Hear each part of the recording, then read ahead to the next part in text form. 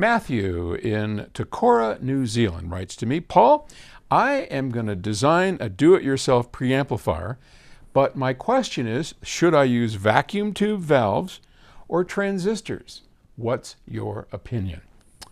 Well, having designed quite a number of preamplifiers in my day, that's a tough one because they both can be wonderful.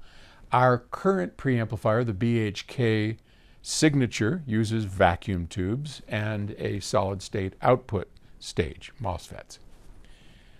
Most of the preamplifiers I've designed over the years are solid-state, and they both have their charms. So a lot of it depends on what you are hoping to get out of it.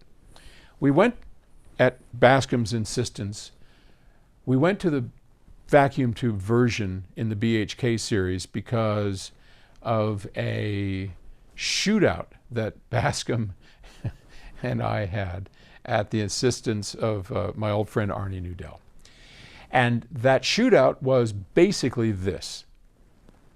You design me the very best solid-state device you can for a preamplifier, and Bascom is going to design the very best vacuum tube element in a preamplifier. And these preamplifiers were identical, right? So we made this platform, input, all this stuff, volume control, all that was the same.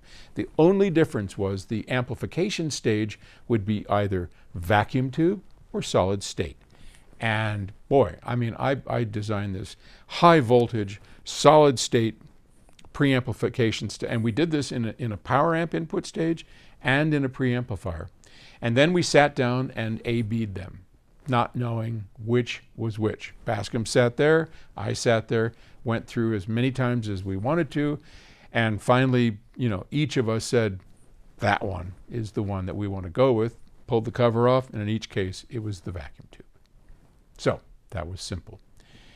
In the meantime, we have learned a great deal. I mean, that was 8 years ago, 7 years ago.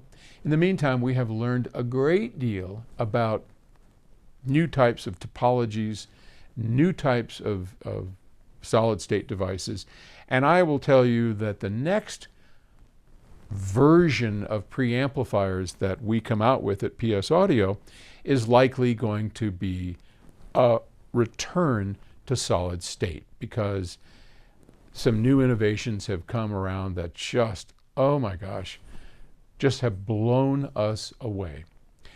All that said, much depends on your skill level.